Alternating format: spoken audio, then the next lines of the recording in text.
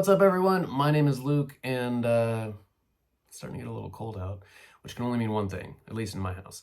It's time to start thinking about New Year's resolutions. I understand that New Year's resolutions are not everyone's cup of tea, and I understand that there's a level of silliness that is involved when you talk about starting new habits or goals that you would like to achieve on an arbitrary day like the 1st of January, but I can't help it. I love it. I love the potential behind it. I love the hopefulness in people's hearts when they say, this is what I want to change about myself. This is what I want to develop about myself. This is how I want to improve as a person. You can't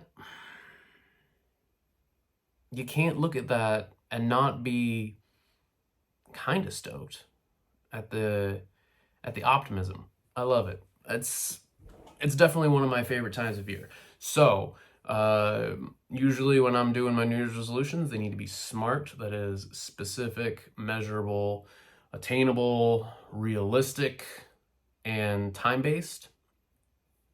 And in previous years, the easiest way that I thought of doing this when it came to books was to count whole books. But I ran into a problem. And that problem is that I read shorter books.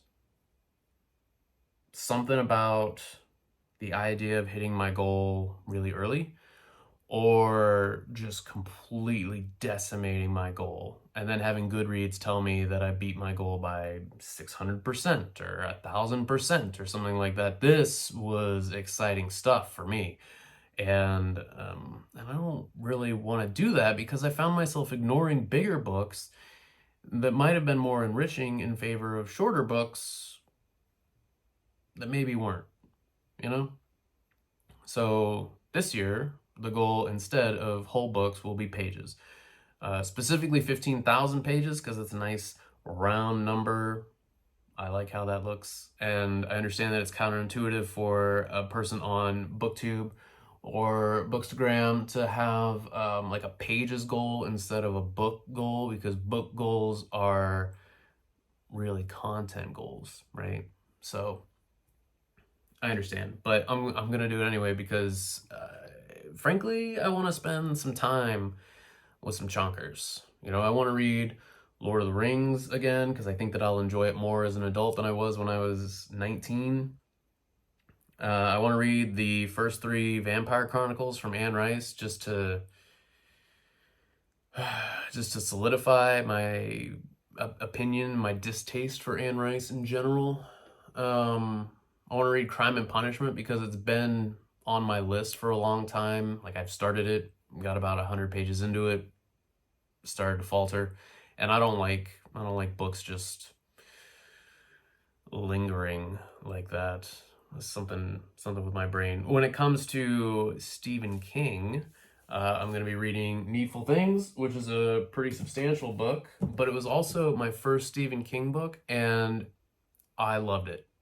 It was my second adult novel. I don't mean like adult, but like the first book that I checked out of a library that wasn't from the children's section was a comedy book by Jerry Seinfeld, and then my second one was Needful Things, and I fell in love with it. Some people read it and they say that it starts out really slow, but it's best looked at as a Rube Goldberg machine, and Needful Things hits right at the end when you could see all of the machinery to it. I loved it. Also on the list from King is Insomnia, which is pretty big.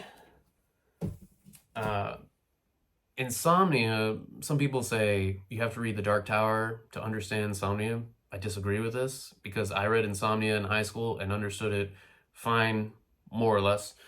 But I hadn't read any of the Dark Tower books, so I think those people are full of crap, and Insomnia can be enjoyed as a standalone novel. And also The Stand, Stephen King's longest book by any rubric.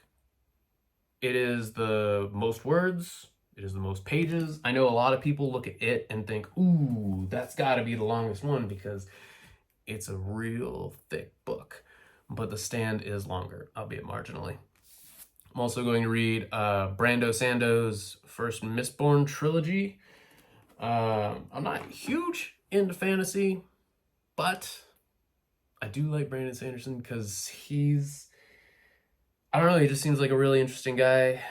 And everyone has told me that all of my problems with fantasy, which mostly boil down to the fact that magic is really convenient and often, I don't know, not impressive. Like, magic is not impressive if it gets you out of every scrape, you know? Like, that's just not interesting. So I don't like it. But most people say that Brandon Sanderson's way that he approaches magic is right up my alley, which is interesting, and I'm intrigued. Also, Summertime, which is the biography of George Gershwin. I had another one of his that was like maybe twice as long, but it was lost in the move, along with 7 Stephen King books, and I am not stoked about it. But that's basically the resolutions. 15,000 pages, as many books as that takes, or as few books as that takes. The goal here is to just have a better time reading, as opposed to reading for counts. I don't know, I've really fallen into the hole on Goodreads of setting a goal and then smashing that goal and being satisfied with myself. I feel proud of myself. And I think that a lot of really good books have slipped past me because of this. And it doesn't help that, that I'm here and on Instagram, but this year I'm gonna try to change it. I'm gonna see what's up, and I'm gonna have a good time. Try to get back to reading for reading's sake, albeit coming here and giving reviews of the books that I read along the way. So, what are your New Year's resolutions? Do you do New Year's resolutions? Do you ever do like the Goodreads resolutions for your year? I don't know. I think that New Year's resolutions in general are very interesting. Mine are super intricate for the most part, where I write down lofty goals and then I break them into quarters and more attainable chunks, and I just kind of track my progress. I approach it more at the beginning of the year as what can I do in the following year, where at the end of that year, I would look at it and say, I had a successful year to me. And that's just how I approach it. I think that that's a pretty healthy way of approaching it, of approaching life. But I understand that some people just set up one New Year's resolution and others don't do any at all. And those are both perfectly valid. I'm just curious, like, what do you do? All right. Until next time, take care. Goodbye.